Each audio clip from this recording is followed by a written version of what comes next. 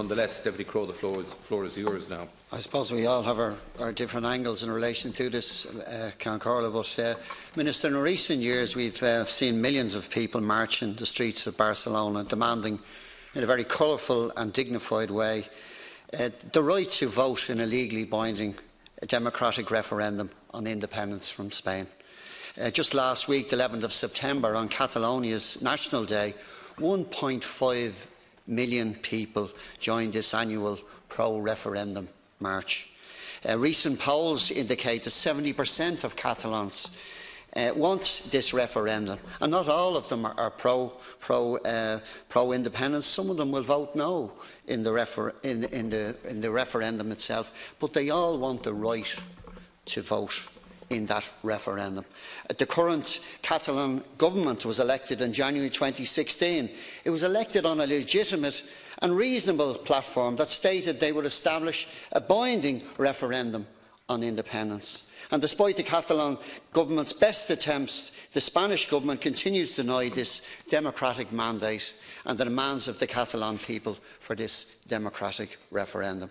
My understanding is that the majority of the members of the democratically elected Catalan Parliament have approved legislation to allow a binding independence referendums take place on the 1st of October 2017.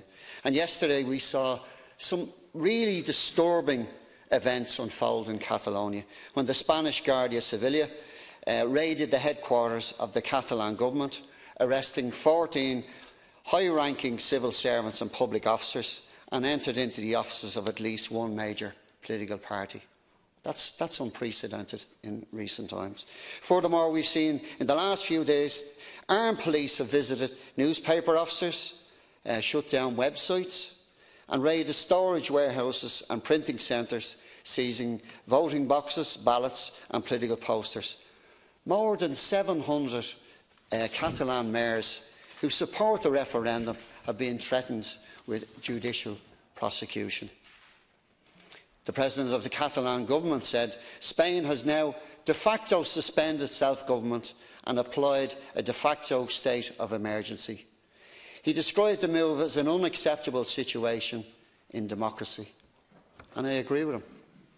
I just wonder, Minister, what's the position in relation to the Irish government in this? Minister, when elected officials are detained for political reasons and ballot boxes for a popular and democratic referendum are seized, I think we have to speak out. If we don't speak out, who will speak out? Who will speak up? When newspapers are threatened and democracy is denied, surely we have to say, stop, enough is enough.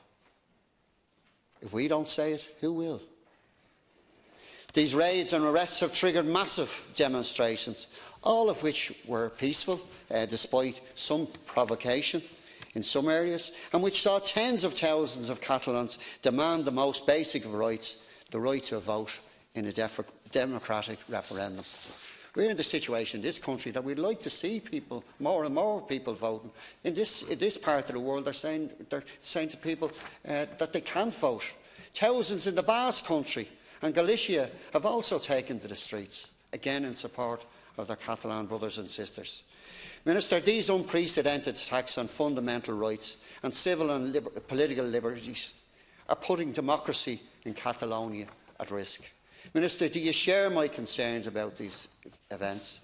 Are you anyway uncomfortable or even disturbed that government departments are being raided in Catalonia and that civil servants are being arrested for purely legitimate demands and reasonable demands, I would argue, for a referendum on independence? Thank you, Deputy Minister. Thank you, Seán Crowe, and thank you to the Deputy for raising this issue again. Ireland enjoys very close relations with Spain. These relations are, of course, deeper and more textured than simply involving periodic government-to-government relations or developing trade ties or occasional encounters at multilateral events. Our close friendship has at its heart an empathy which is nurtured by generations of contacts between our people. What happens in Spain is, of course, of great interest to the Irish friends here in this House and in the society that we represent, and it makes complete sense that the differing opinions that we are now seeing between different institutions and citizens in Catalonia and across Spain should find reflection in different opinions in this House.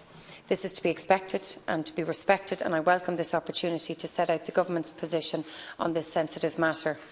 Recently, just last month, we were all shocked and we were saddened by the loss of so many innocent lives and the injuries caused so many people as a result of the horrific attacks in Catalonia. As the Taoiseach noted in his letter of support and solidarity to Spain's Prime Minister, attacks of this nature are both wanton and cowardly and have no place in our society. We must continue to work together in Europe with the international community to challenge ideologies of hatred and to uphold the values that we hold dear. At the present time, we are following developments with regards to Catalonia. We have enormous regard for the Catalan people. Europe is enriched by flourishing national identities across this European Union, and this richness is explicitly promoted and protected in the Treaty of the European Union. As I have said earlier in the House in response to a previous parliamentary question on this topic, the Government's position is that the constitutional and the political arrangements in any country of the European Union are matters to be determined by their own citizens through their own democratic institutions in adherence with the rule of law. As I said clearly and already, what happens in Spain is of great interest to us, but we believe that the issue at hand are domestic issues. Political developments in democracies take place within a legal framework. This is what protects the rights of all of our citizens. The President of the European Parliament wrote recently in a reply to a Spanish MEP on this topic that the rule of law is the backbone of modern pluralist societies and constitutional democracies. Respecting the rule of law and the limits it imposes on those governments is not a choice but an obligation, and I and this government would share this view. I believe that it is for all Spanish citizens to determine for themselves, using their democratic institutions and their legal safeguards, their preferred constitutional and political arrangements. I do not consider, again, it either appropriate or helpful that Ireland would enter into the debate, and I am confident that our Spanish friends can chart their own internal political developments. Thank you very much, Minister. Deputy Crowe. It's not the first time that an Irish Republican said what happens in Spain affects us all.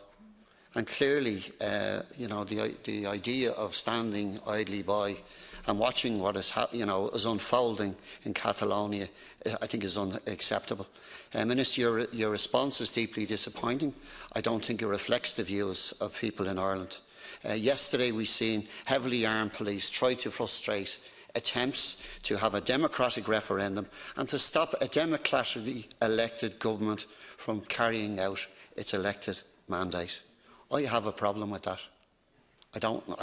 Maybe the Irish government don't have a problem, but I certainly do.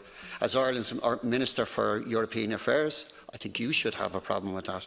On every level, this goes against the European values of democracy and the right of a people to self-determination. Yesterday, 3 ferries with the capacity for 4,000 members of Garda Civilia docked in the Catalonia ports. What did they plan to do? Where is this leading us to?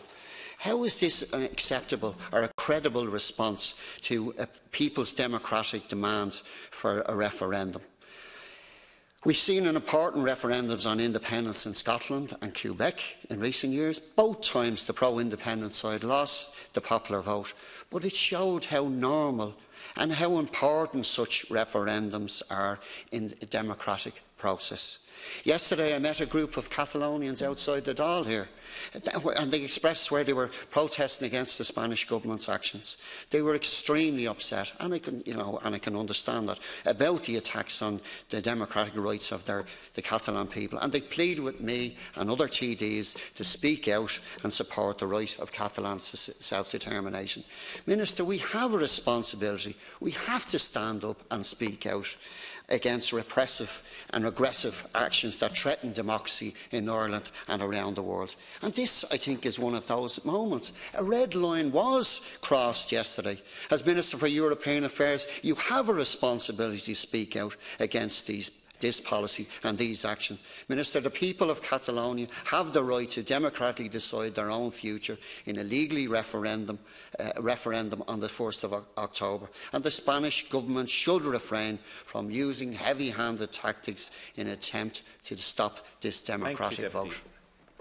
Minister, to conclude, please. Well, I thank the Deputy for his response, and I have listened to your contributions, and my own view is that I believe Spanish citizens should be allowed to determine for themselves, using their own democratic institutions, their own legal safeguards, what their preferred arrangements within their own countries will be. I mean, the range of options or opinions on the issues of Catalonia is obviously to be expected, and I'm grateful to have the opportunity to discuss this in the House here. But again, the interest reflects the respects and the affection that we hold for Spain. The Government believes that it is for all Spanish citizens to determine their own constitutional, their own arrangements, using their own institutions.